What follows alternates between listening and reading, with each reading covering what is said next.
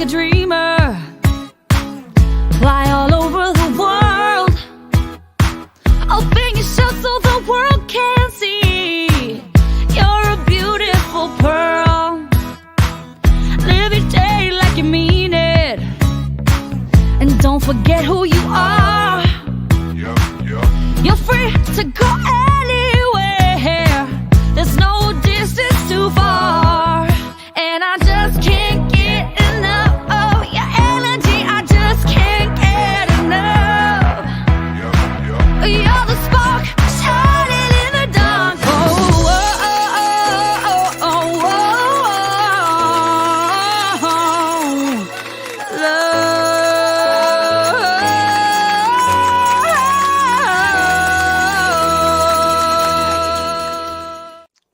Welcome to It Is What It Is with Cindy Seville. So happy you're here. It Is What It Is a show all about real people, real life stories, and sharing those stories with you in the hopes of inspiring all of you. Now let's get on to mitzvah time. I'm going to talk about a mitzvah that one of the viewers, Anne, had sent to me, and she had told me I try to do a good deed. A mitzvah is a good deed. I try to do a good deed every day, and I also instill that in my daughter. And, simple things like holding the door for somebody, saying thank you, smiling, maybe buying someone a coffee. But I really try to do one every day, and that's the way I've always been, and that's what I instill in my daughter, and that's what I instill in my children, Anne. So thank you so much for sharing that. I love hearing about different mitzvot, many mitzvahs that you all do, good deeds. So I challenge you to do a good deed every day.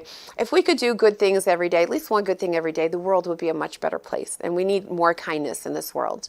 Now, on to our giveaway. Comment, like, and share. And if you comment, like, and share and you're selected, you might win one of these books. It is what it is.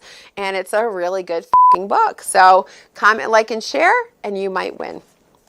Now, when we come back from this quick commercial break, you're going to meet Kelly. Kelly, I always mess up her last name, Kazera. I think it's Kazera. So Kelly is fabulous. Kelly she was an addict. She recovered. She went through some major surgery because her nose literally collapsed. So when we come back, you're going to hear from fabulous Kelly. You're going to hear all about her story and hopefully be inspired. So we'll see you after this commercial break.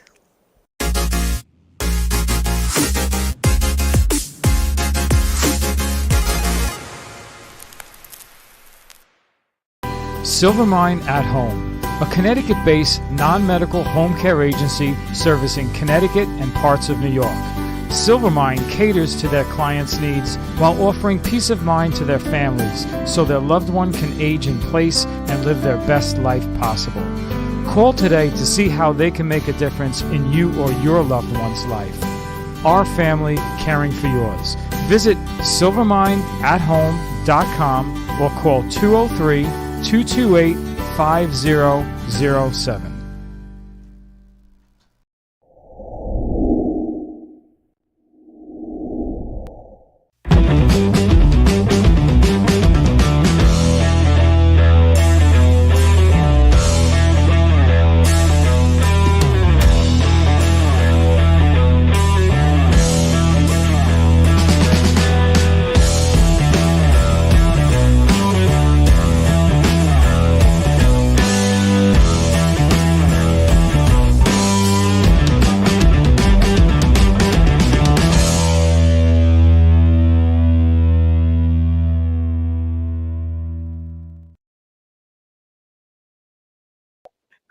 Welcome back to It Is What It Is with Cindy Seville. We have Kelly Kazera. Did I say that right? Kazera. Kazera. We're close. Listen, when I cannot pronounce a name, I will say it wrong the entire show. So I apologize. You're all right. I've butchered so many names in the past, and I can't get it right. Kazera. Okay. No, that's perfect. You did it great. Okay, good. I'm going to keep reminding myself. So welcome, Kelly. I'm so happy you're here. I'm happy to be here. I'm really happy you're here. You've been through a lot. Absolutely have. You're here, though. So you know what? Let's take it right back to the beginning. I always like to start right from the beginning. And obviously, we see something in your nose. Oh, there's a lot going on in my face. I don't know how far back you want to go, but I've had some surgeries in the last few months, and yeah, so that's all due to some addiction problems that I've had in my life, and I did a lot of cocaine, and snorting cocaine deteriorated my septum. Which caused my nose to collapse to my face. And with that nasal collapse came many surgeries to try to repair it. So right now we're kind of at the final few surgeries. We're working on cosmetics and looks at this point, but it's been a long road up to this point. Yeah. So let's go back to when you started with the drugs. How old were you? What was the situation? What prompted you to begin? Well, so I'm 35 right now, and I actually was a really good kid growing up. I didn't actually start looking into or seeing anything about illicit street drugs until I was in my late 20s. And the reason why that happened was because so my husband and I were alcoholics, and his alcoholism, which is still an addiction, of course, brought him to pancreatitis. So he was in the hospital for 4 months with pancreatitis, and he almost died, and it was a very, very hard struggle. It was a long road. Now, they had given him a lot of painkillers. He had about 8 surgeries. He lost a lot of weight, and they sent him home with just everything. But this was back before the opioid epidemic, and unfortunately, then shortly after he came home, they pulled everything from him, which forced him to continue to kind of be in pain, have this just unrelenting, kind of fear of just having to go back to the hospital, not wanting to depend on drinking. We were told, you cannot drink again, you will die. Unfortunately, it sent him back to the streets. Now, he had been clean already for about 7 years by the time I met him, and I had never did any. He was using. He was using a long time before I met him. When he was growing up on the West Coast, he grew up in LA, California, Arizona, Colorado, that whole area, and he lives a pretty rough life, So he did what he did, and his past was his past, and he was living a clean life now. I live in Chicago. That's where we met. And he ended up, after he got home and they pulled all this pain meds from him, he's like, I know what will help. And I was out of options at this point. I didn't know how to help him, and I just wanted him to not be in pain. And it was really, really tough to see this man, 6'4", 250 before his surgery. We did everything together. We owned a furniture store, so we moved a lot of people. We moved dressers and china kit. We did all this stuff by ourselves, right? Just the two of us. We were really on it, and we were strong. The two of us together, we were like a power couple. Nothing could break us. So he's like, I need something to help my pain. He's like, I know what's going to help. And he found somebody. We went to the streets, and we didn't choose. I don't want to say we didn't choose, but he didn't choose like a heroin or anything like that, which would be the path that somebody would go to after trying to get pain meds. But he wanted the pain, but he wanted a stimulant at the same time. So we started doing crack cocaine, and that was how we got addicted. And I was 28. I was 28 years old. I hadn't done any hard drugs at that point. It was just alcohol. So I haven't drank since April of 2015. I've been sober.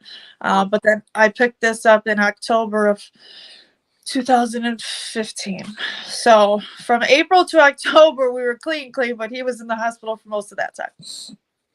So there was a lot of stress involved. And let me ask you, did you miss the alcohol? Is that why maybe you were leaning towards going with the crack cocaine, or what? Because seeing him do it, why did you start? And that's the funny thing, and I don't have a full answer for that. It's not that I miss the alcohol, and I think with every addiction comes some sort of substitute without any proper education. So if you don't have some sort of a rehab or a program in between, that you're able to learn and educate yourself on the points of addiction and what happens if you don't stay. We were dry drunks at that point, which just basically means we weren't drinking, but we weren't working a program. So by doing that, we just did what we could do. And the next best thing was I wanted him to feel better. And I felt like I somehow had, I was owed that because I stayed with him for 4 months at the hospital. So I was owed to have fun in my brain, right? Yeah. I had to quit drinking because he got sick. So, if you're going to go out and get high, I'll get high with you, because I want to make sure that whatever you're doing is helping your pain, but at the same time, this is something that we can bond over because we had then lost our job, you know, because we were self-employed, and by not working for 4 months, that really hurt us. So we were staying home, and there was just a lot to it, and behind the scenes and in the mind of an addict, you just don't know. It's so unpredictable. Yeah. Yeah. There's no rhyme or reason sometimes, and it's like, try to explain, it's hard to maybe find that reason why you do certain things, and I could see how, if your husband wanted to do this, I get it. I know people that have had like terrible accidents or major surgeries, and they're in excruciating amounts of pain, and they can never get out of that pain. Right. And they'll turn from pain meds, because the doctors will limit their pain meds, to hard drugs. And then the next thing you know, their life goes downhill, and they get addicted. I had a surgery years ago, my rotator cuff, and the doctor gave me, and I didn't know any better, gave me Oxycontin and oxycodone, Right. and gave me, I took, it said 1 every 4 to 6 hours. I took 1 every 4. I figured, let me take the lower dose, but keep it consistent. Then I took the other one once every 12 hours. I wrote it down. I didn't want to overdose by accident or anything. Do you know, I thought to myself, this stuff isn't working. I'm in so much pain. So I went to the doctor, and I said, I stopped cold turkey, and I said, I need another medication because this isn't working for me. And I still, like, the pain is excruciating. I mean, it probably was a low dose. Right. And do you know, I went through withdrawal. I literally went through a week and a half of withdrawal, and everybody said, you can't stop cold turkey. And the withdrawal was worse than the pain. Absolutely. Yeah, absolutely. Horrible. Ridiculous. And that's where he was at that point, where it was like they had him on a Dilaudid drip, basically a push button, for 4 months in the hospital. Anytime he was feeling pain, every 8 minutes he can push the button and give himself some pain meds for 4 months. And then you take somebody out of that and send them home.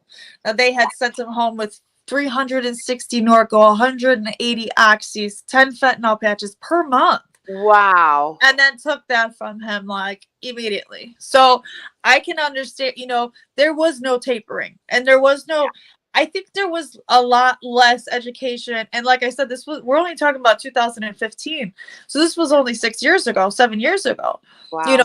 You're talking about doctors who go to school for 8, 12 years, and they're not understanding that you can't just pull people from these massive meds without any repercussions. And like you said, the withdrawals are one thing, but then the need for something in the middle, the need for some sort of tapering or some sort of maintenance medicine in the meantime. So that was where we were at.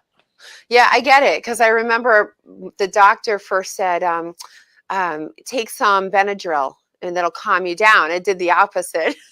Oh, yeah, sometimes that wires people, for sure. Yeah. Oh, it was terrible. And then he had to prescribe Xanax and so I took Xanax for a week and a half until I was able to, I looked like a hot mess. I felt like I was going through, I went through withdrawal, and it was only 10 days. So I said, I never, ever, ever, and I've had lots of surgeries since, I will never go on that again, ever. And now I know you have to wean yourself off of whatever it is.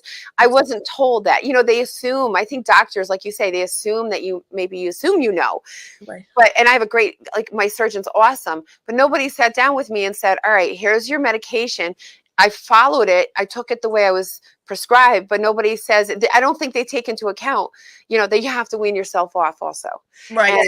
And nobody shared that with me. So that was my first experience. So I get it. It's like, everybody said to me, just take a half a pill. I said, I don't want to put that in my body. You kidding? Right. Yeah, absolutely. Yeah. Once you have that feeling, and you know how that feeling is, it's like you have to weigh out your options. Do you rather be in pain short term or deal with that withdrawal, because it's got so many side effects on the back end? Oh, it's horrible. Yeah, it's horrible. And again, I've really never done drugs, so, but doing that, I guess I was for 10 days. Prescribed. It's a little different. Yeah, still though. You did it right. But I could see the schedule, and you did it the right way. Yeah. them. So But I could yeah, I know, right? But I can see how people get hooked and that they turn to other things, and it's so easy because listen, I'm pretty strong-minded, and I said, I mean, what I went through truly was hell for a week and a half. I looked like hell. People were scared. They were worried about me, but I got through it, But I can see how easy it is to fall into something else to try to get rid of that, suffering that you're going through. So you started, how old were you when you started the crack cocaine?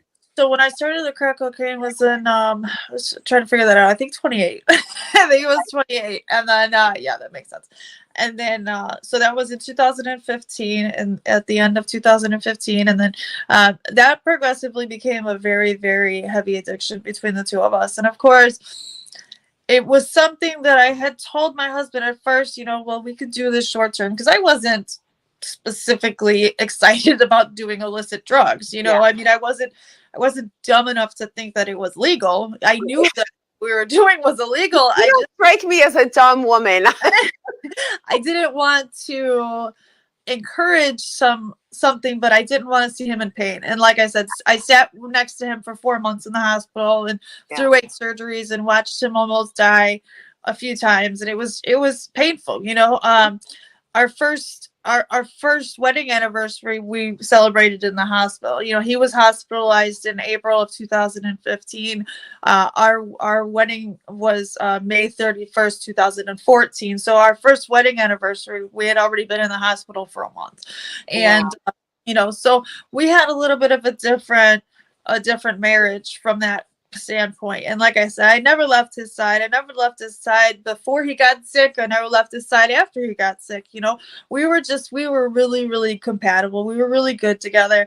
I was the type of person growing up that said I would never get married. I didn't want to get married. I didn't care, and then I met him, and things were a lot different. So we were, I guess, to be corny, we were soulmates, and we really had that really, really standard connection, that you would think about when you think of a true love type story. And it was great, and then so fast forward, we continued to do this. And then, of course, we both got into the addiction, which you don't realize when you're in the addiction that you're in the addiction. You can't admit that you have the problem. I didn't think that I was an alcoholic, because when he got hospitalized for the pancreatitis, and he stopped drinking for those few days, of the first few days in the hospital, he went into full-blown alcohol withdrawal. He was in a medical induced coma. There was a lot. His kidneys shut down. He was on dialysis. So there was a lot going on with him. However, during that time, I don't know if it was my adrenaline. I mean, him and I drank the same amount because we lived together. We did everything together. And I did not go through that withdrawal at that time. I just sat by his side the entire time in the ICU. They transferred hospitals, all sorts of stuff. So I was just there, and I was beside myself because of what he was going through, but at the same time was not going through the same alcohol withdrawal like he was, which was great for our situation that I didn't end up in the bed next to him. But at the same time, I felt like somehow by the grace of God, I was saved from that. And then here we go, we jump ship into a whole new addiction. So because I didn't experience what he experienced, and knowing that he was not in his right mind when he came home, because he had been on so much medication. He was on a lot of antibiotics because he had all of these different surgeries at that time. So he was on really, really heavy duty medication, and then mood stabilizers. He had bipolar, so he was on lithium. He was on Seroquel. They had him on Xanax. They had him on all of it. I mean, you name it, he was on it.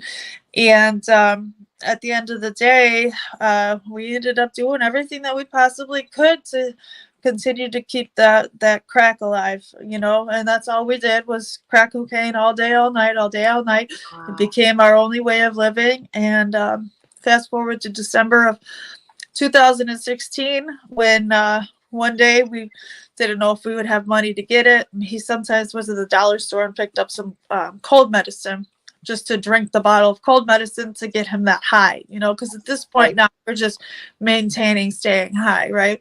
So he drank about 4 bottles of that. And later that night, we were able to score our drug of choice, which was crack. Yeah. And he never woke up the next morning. So he essentially overdosed it and passed away in December of 2016. Wow. Wow. Yeah. Well, listen, we're going to take a quick break. but I want to start with this when we come back for the second segment. Okay. Okay. All right. All Absolutely. right. So don't go anywhere. Don't go anywhere. We'll be right back with more when we come back from this commercial break.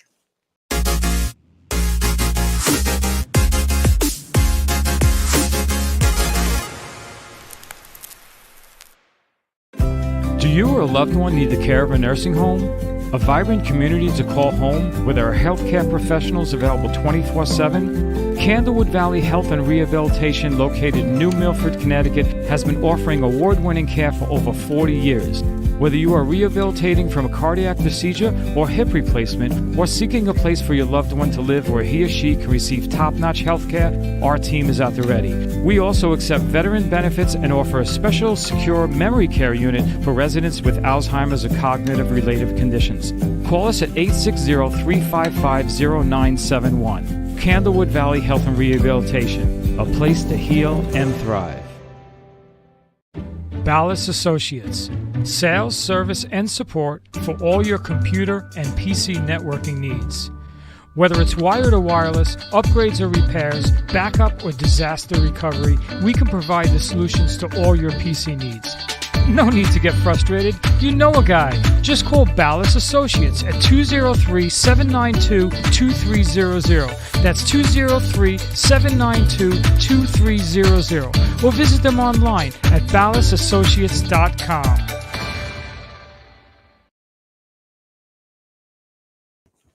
Welcome back to It Is What It Is with Cindy Seville and Kelly Kazara. Did I say that right? Kozera. Let me say it again. Kazara. I'm telling you, when I mess up, that's it. The whole show, I'm going to mess up your name. You're right. So let's go back, because my heart is just really, my heart is aching for you. So bottom line, trying to get that fixed, and went to the dollar store, just to get some cold medicine. Did you do the cold medicine also? There were days that I had, but that specific day I did not. That specific day was a very different type of day. It was December in Chicago and it had snowed. And so because he was still, I want to say, recovering from the 4 months in the hospital, we always took it easy with him physically, right? Even though we were sitting there doing all these drugs, physically, I didn't want him to go out and shovel or go do anything that was going to physically hurt him. He still had a feeding tube in his side and things like that. So I went out to shovel that morning, and my clumsy self rolled my ankles. So I was like limping, and I was like, this is terrible. So my dad came and picked me up and took me to like a urgent care center. So we stayed there all day with a whole waiting room full of other people who did the same thing, because it was just a huge snowfall. And so my husband was home alone, and he went by himself to the dollar store that day. Obviously we had a mode of transportation. That wasn't the issue. He was allowed to drive at that point. And so he went 2 minutes from the house, not a big deal. I didn't have a problem with him swinging by the dollar store, because that was where we picked up pops and things like that. And obviously I knew that we had this addiction, and I knew that in the past we had done that. We had drank bottles of cough medicine if we didn't have our drug of choice, and usually it would give you a little bit of a high, but then kind of put you to sleep, and then that was the end of it. How much so it made you ultimately not think about wanting to get high because you were sleeping, right? So how much do you drink? The whole bottle? He drank 4 whole bottles, and in the times that I did it with him, I would have 1 or 2 myself. Wow. Okay. Wow. That's a lot. Wow. It is a lot. Yeah. And it was a terrible, retrospect, it was an awful idea, of course, but like, I don't mean it like that, but it's not the way to go for so many different reasons. Drugs, don't do drugs, right? Like, don't do any amount of drugs, but like always use the drugs as prescribed. And when it comes to over-the-counter medicine, so ultimately there's a ingredient in the cough medicine. It's called DXM. I don't know, it's a really, really long word, but it's abbreviated DXM. And when I got the call from the city morgue, as far as the coroner said what the cause of death was, it was a mixture of cocaine and heroin. I said, well, we don't do heroin. we never did heroin. And she said, that's what it's coming up as. So here I am, only a couple of months clean at the time that the coroner report came. My parents hadn't known before he passed away that we were on drugs. So I'm living with my parents. I'm freshly clean. I'm really upset, a brand new widow. Yeah. And now I have to try to explain that, no, we didn't do heroin on top of cocaine, right? Right. So when you Google it, and you can see this DXM in large amounts will present itself as an opiate. Wow. Yes. So that was the reason why. So it was considered, I guess on the streets, you want to call it like a speedball, which is an upper and a downer at the same time. And so that's basically what happened, was that he speedballed. So all that DXM is there heroin and cough medicine? It's not specifically heroin, but it's the ingredient, that DXM, that gives you that euphoric that feeling that he was seeking out, and that was where it was coming from. Wow. So how old were you when he passed away? I was 29. I was almost so my birthday's in February, so I was 29 and a couple months away from being 30. So you were married for how long? How long were you together before your marriage? We got together and literally were engaged within 3 weeks. We were so in love, and we were so fast to fall. So we got together March 17th. It was St. Patrick's Day, March 17th of 2013, and we ended up getting engaged April 15th of 2013, and we got married May 31st of 2014. He died December 13th, 2016. So it was about 2.5 years. Yeah, short-lived. I'm sorry. Thank you. I'm sorry.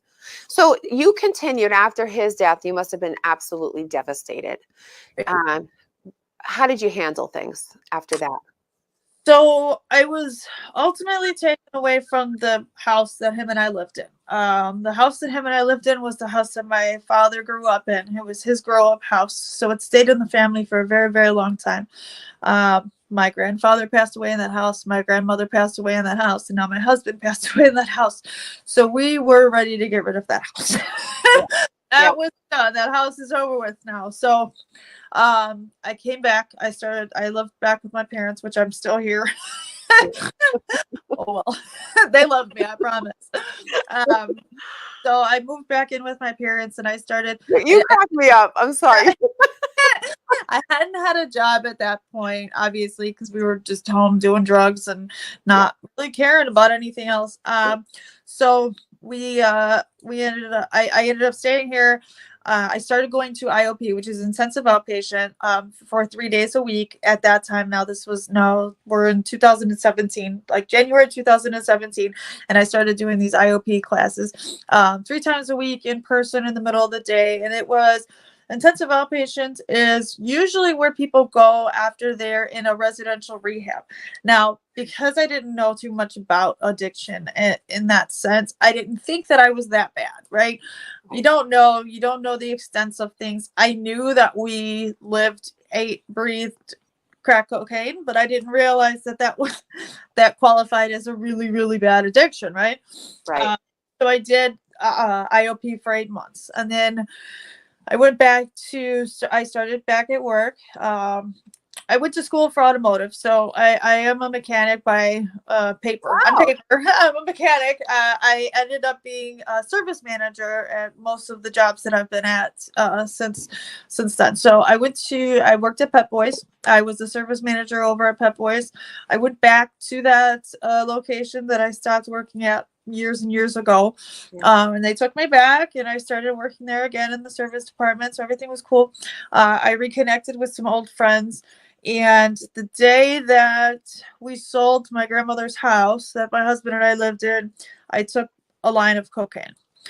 And I thought to myself, now it had been about 8 months that David had passed away.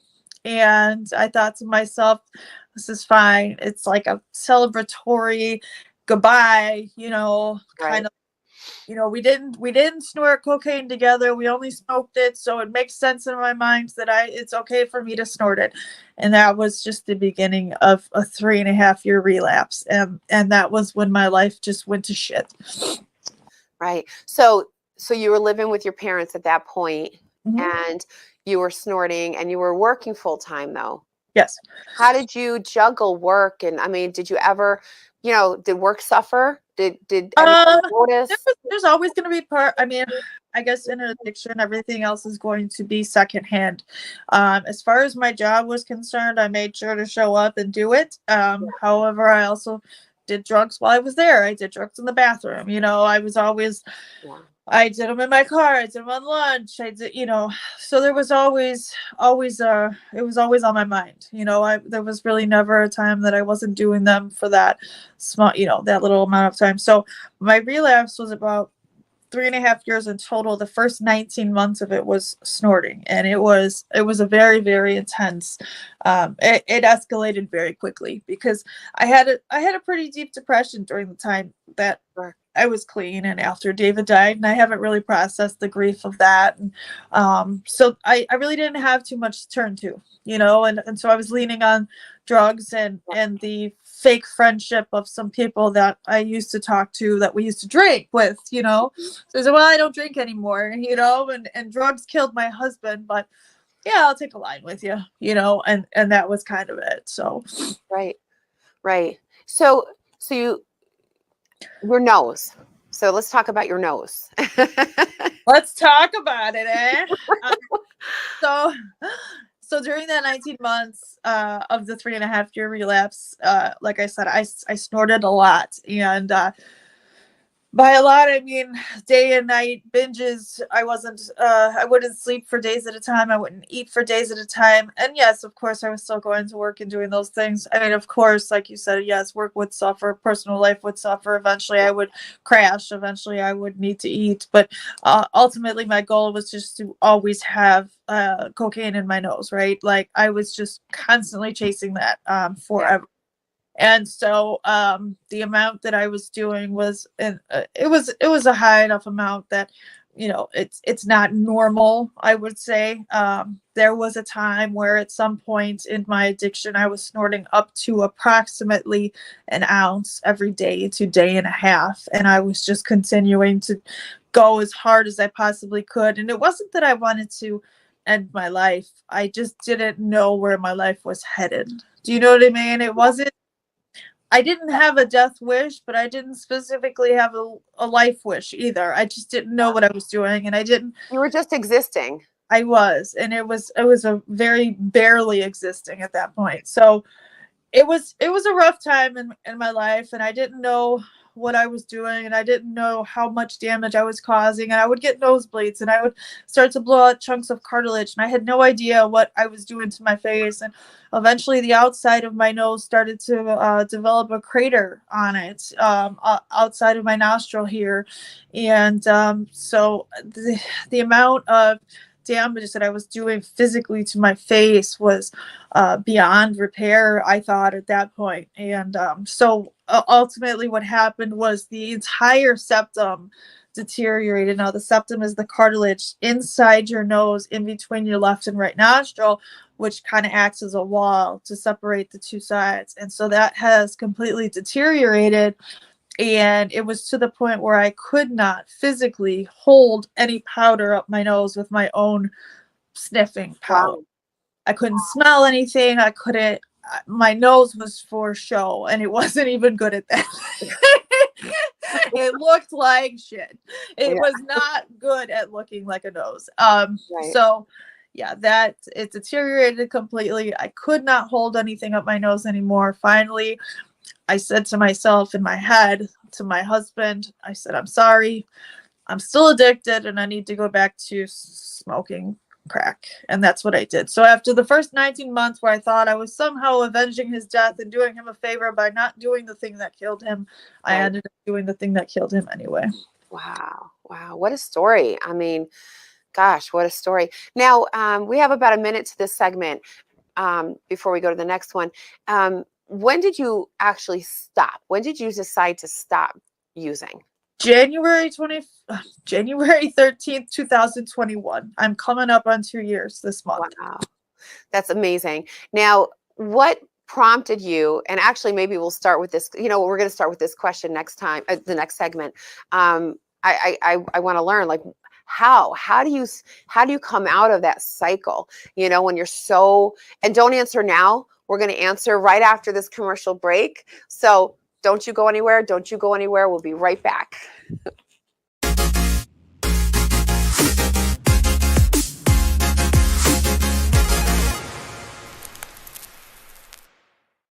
Silvermine at Home, a Connecticut-based non-medical home care agency servicing Connecticut and parts of New York. Silvermine caters to their clients' needs while offering peace of mind to their families so their loved one can age in place and live their best life possible. Call today to see how they can make a difference in you or your loved one's life. Our family caring for yours. Visit silvermineathome.com or call 203-228-5007. Do you or a loved one need the care of a nursing home? A vibrant community to call home where there are healthcare professionals available 24/7? Candlewood Valley Health and Rehabilitation, located in New Milford, Connecticut, has been offering award-winning care for over 40 years. Whether you are rehabilitating from a cardiac procedure or hip replacement, or seeking a place for your loved one to live where he or she can receive top-notch health care, our team is at the ready. We also accept veteran benefits and offer a special secure memory care unit for residents with Alzheimer's or cognitive-related conditions. Call us at 860-355-0971. Candlewood Valley Health and Rehabilitation, a place to heal and thrive.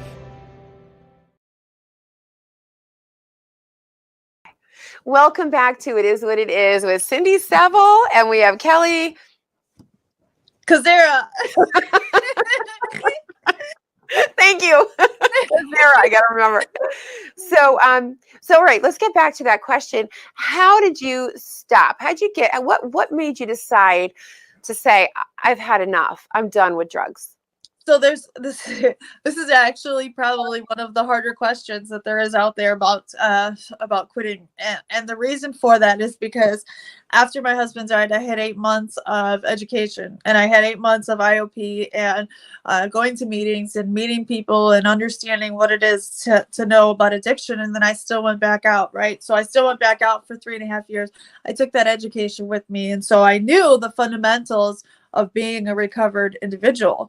I just didn't want to yet, right? So I had all that education. I had all that information. I continued to learn throughout the times that I was using, and I took that with me.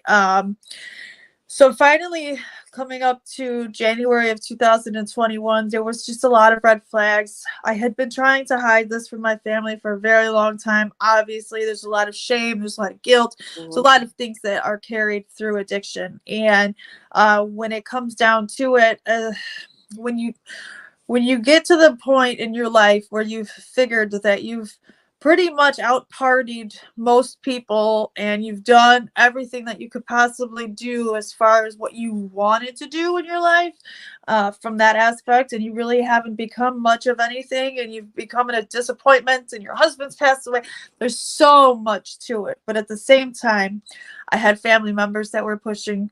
I had people, friends in my life that knew, and they were like, you need to quit. I had a counselor, she knew that I was still using.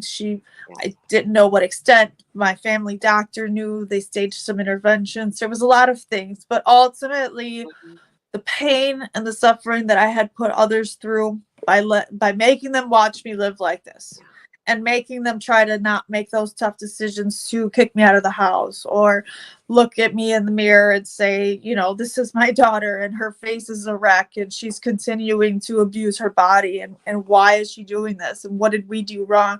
The guilt that I've placed on others and the shame that I've placed on myself is just beyond repair at that point. And I knew something had to change. So I was finally ready. And unfortunately, when it comes to addiction, you have to be ready to change your life. Nobody can change your life for you. True. That's so true. You have to be aware. You have to admit that you have an issue. There's an issue, Right. and you have to be ready to solve it. Yeah, fix it.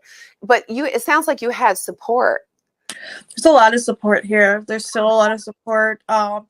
Ultimately going into rehab, there was not, you know, my mom was very upset. My dad was upset, but not necessarily trying to get involved because he really didn't want to, push my mom over the edge. He wanted me to get help, but he didn't know how to help. My mom wanted me to get help, but she didn't know what else to do. So she called rehab facilities. My girlfriend was talking to her and talking to me and kind of mediating between the two of us. My brother was part of it. There was a lot of parts. There was a lot of people that were pushing me to go to rehab. And then everybody else I had shut out of my life because I didn't want them to see me living this way.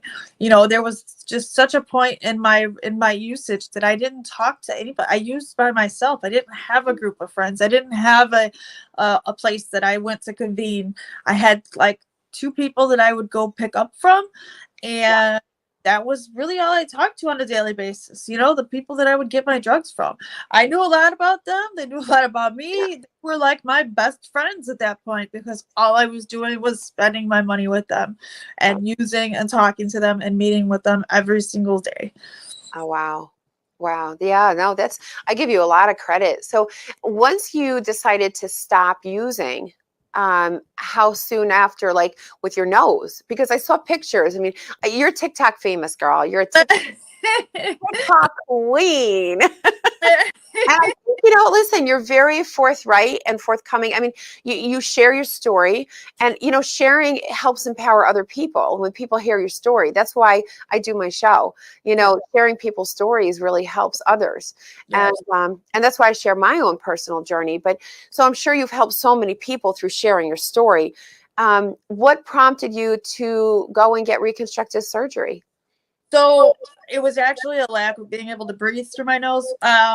So I guess I failed to mention after the 19 months and the septum collapsed or the septum deteriorated inside, and I switched to smoking crack. About 5 months after I switched to smoking crack, is when the nose actually collapsed to my face. So it didn't collapse during the use of snorting, it collapsed later. And so if it was just the fact that the septum was missing, that wouldn't have been much of an issue. But the fact that the septum is missing and the nose falls to your face, there's no support at the tip of your nose to hold it up. The part in between, the skin in between the 2 nostrils deteriorated. There was no support, and I could not breathe out of my nose at all. Couldn't smell, couldn't breathe. Wow. And it looked really bad. So it wasn't as much of a reconstructive from a standpoint of cosmetics. It was a reconstructive from a standpoint of medically. I needed to be able to, needed a nose. Yeah, I needed to breathe. And the surgeries that followed were just amazing. The things that they were able to do to rebuild it. Tell us about those, because I've seen some pictures. I was like, wow. There was actually, so there's been 3 in the since October, but there was one back in March that we don't talk about too much because it failed. So, and that was not the surgeon's fault. But ultimately, I did end up getting hooked up with a new surgeon from the same hospital. It's a great hospital, and it's a learning hospital, and they have a lot of new techniques and different things, and they try a lot of different things. So initially what had happened was the first surgery that I had back in March of last year was to basically try to build it up and make a profile in my nose. Unfortunately, because the tip of my nose had lost the blood supply, that failed. So that's when the cartilage that she had installed came out. Okay. The tip of the nose kind of flattened again. That was when what they call the columella completely deteriorated. That's the skin between the 2 nostrils.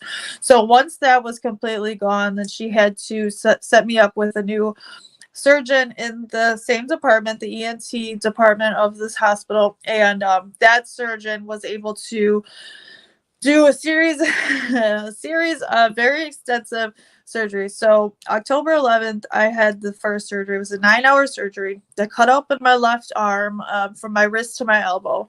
They took out an artery, a vein, a muscle, and skin.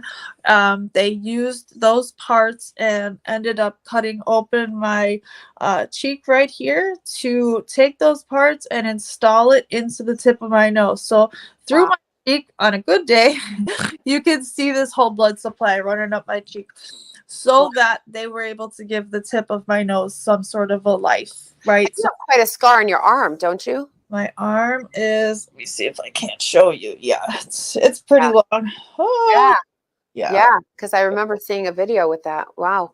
yeah, it's not great. It still hurts. It's probably one of the only things that still hurts from all I this. was going to say, that must have, yeah. Yeah, so there's a lot with this, and it was a tight closure because they took a lot of stuff from it. When I went to sleep that day to have the surgery, I initially thought that they were just going to take a skin graft from my arm and line the inside of my nose, because with the deterioration of my septum, also all of the skin, all of the lining inside my nose had just fallen apart. So it was basically just an empty shell of a nose. The whole thing was just a disaster. So they took the skin, they lined the inside of my nose with my arm. They cut this open. They put me a blood supply in there. So that was the first surgery. The second surgery was the crazy looking one, which was called the forehead flap. So the forehead flap is they cut up from your eyebrow into your scalp, come back down, and then flip all that skin over in order to make the skin on my nose. And this was to get myself the part of my nose between my nostrils. That was to get the calumella, and that is skin from my scalp, which grows hair still. It will continue to grow hair until I have electrolysis, so I do shave my nose. It is itchy sometimes, but that's okay. Yeah, when that hair grows in, right? These things in my nose are called nasal trumpets. They go up to about here, and they allow me to breathe. Without them, the inside of my nostrils right now are a little bit too baggy with all the skin that they put in there from my arm, and there's a lot of blockage sometimes with just a regular breathing pattern. So the third surgery that I had was just to disconnect this flap. So all they did then, so the flap was connected for about a month. It was from like November 8th to December 6th. And then they just cut it off up here and cut it off where it came from and threw that skin away. They didn't put it back in my face. They just said, fuck it up. Right. So I got rid of my skin. You had a flap of skin growing from your scalp to your nose. Yes. Wow. Yeah. Yeah, it was really funky looking. It did a lot for my mental health, to be honest with you. It really took a toll on that during this time, during all these surgeries. You know, I wasn't able to work. I didn't leave the house. I was in a little bit of pain, but mostly I looked weird, and I felt like I looked weird, and I couldn't really go anywhere, and it really messed with my mental to the point where, you know, you ruminate, you know, you think about how you got into this situation, and it takes you back to all those bad decisions and all that stuff that happened that got you here. So it was a little bit of a humbling experience, a forced humbling experience. Because I didn't realize that this would be such a long process, but we're getting to the point right now where I'm getting excited about it. My next surgery is January 23rd. So it's coming up really soon. We're going to kind of hone out the inside of my nose holes and kind of take this down a little bit, because it's a little bit of a bump, you know, from where it came from my head. But now coming up, the surgeries that we have are going to be more or less for looks, you know, and I'm not so shallow that I'm going to continue to do them until I look perfect. I just, you do what you have to do to make yourself feel good. I am all about doing what you need to do to make yourself feel good. I really am. Yeah. So we'll continue with that until you're happy, and you deserve it. You've been through a lot in life, and you know, you're welcome. I mean, I'm amazed, you know, that you're a strong woman, because you're able to pick yourself up, you know, from everything and move forward. Yes, thank you. That's incredibly inspiring. Thank Incredible. I mean, again, going through, suffering that loss, and having the alcoholism in the past and suffering that loss of your husband and, and addiction. I mean, dealing with addiction. It's, I met somebody recently who's homeless and who is an alcoholic and doesn't think he has a problem. And, that was the thing. He says, I don't have a problem, but we can't help him if he doesn't admit. And that Right. was the discussion that we had. So, I mean, you're just reinforcing, you're right. You have to admit you have a problem before you can try to fix it. Now you've gone pretty viral with all of your TikTok videos. I mean, I don't know what other social media platforms you're on, but I saw your TikToks. I don't have any more social media. I decided in like June of last year, I was like, well, maybe I can put out a video or two and just kind of show what happened to my nose, Yeah.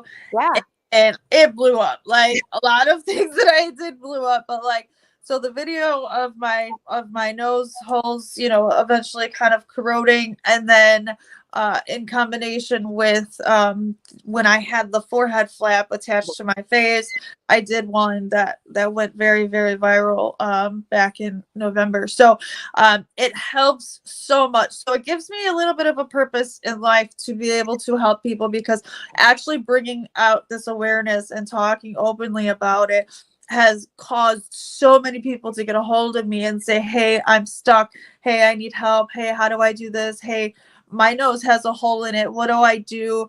I mean, I have so many people that I talk to on a regular basis, and I'm not patting myself on the back, but it gives me such a good feeling about doing what I'm doing. And yeah, there's some things that I do on TikTok that are just silly, but like I want to express myself at the same time, I don't want to I want to identify myself with recovery, and I want to make sure that everybody else knows that recovery is possible, and there's so many ways to do it. There's no one black or white path, that you have to follow in order to be a recovered human being. But like, just to be a support system for other people and know that there's other people out there that are willing to talk to you as well. It's an amazing community that TikTok has. The recovery community is phenomenal. Like the people and the relationships and the people that I've been able to meet and talk to and discover. And then I've also gotten people hooked up on TikTok from my outside life who haven't been on TikTok. I'm not like,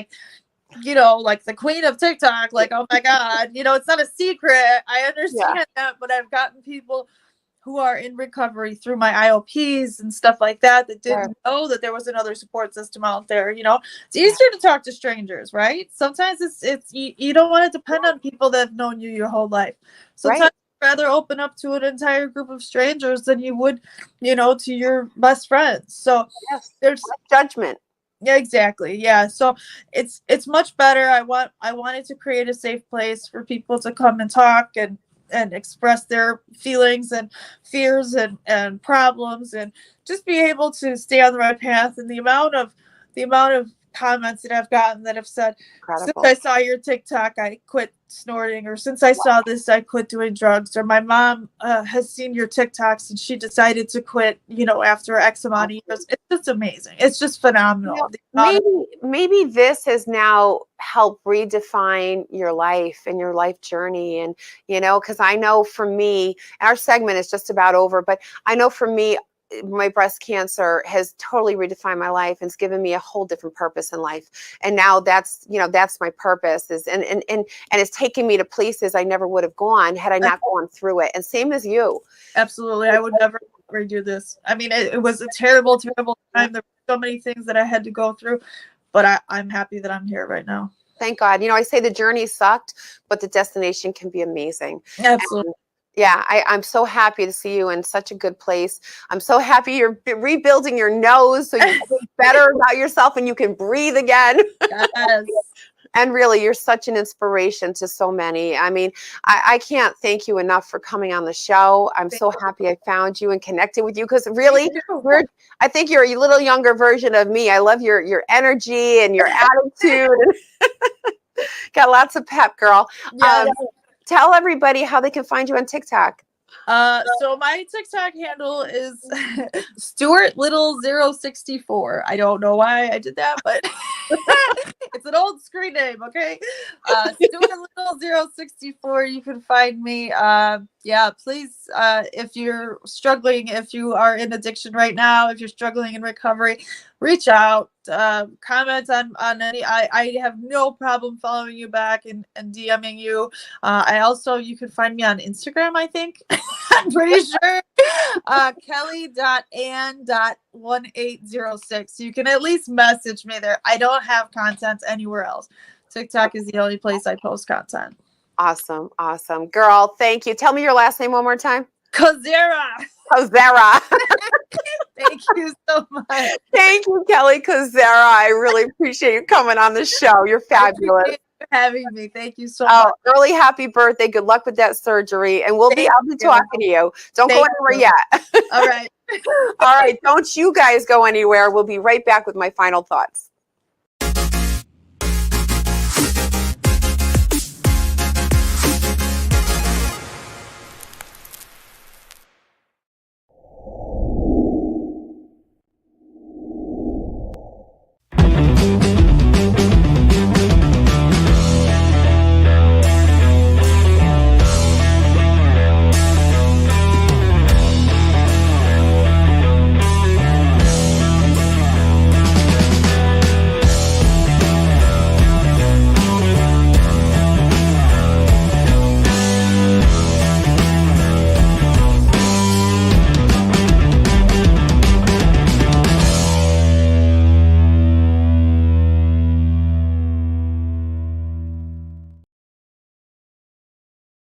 Welcome back to It Is What It Is with Cindy Seville.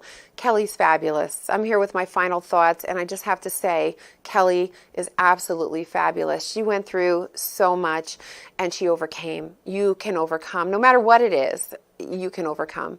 You just have to believe in yourself. You have to admit maybe you have a problem, an issue, and you have to want to help yourself. So with that, thank you so much for watching, and I can't wait to see you next week. Please comment, like, and share the show, and you have your chance of winning this book.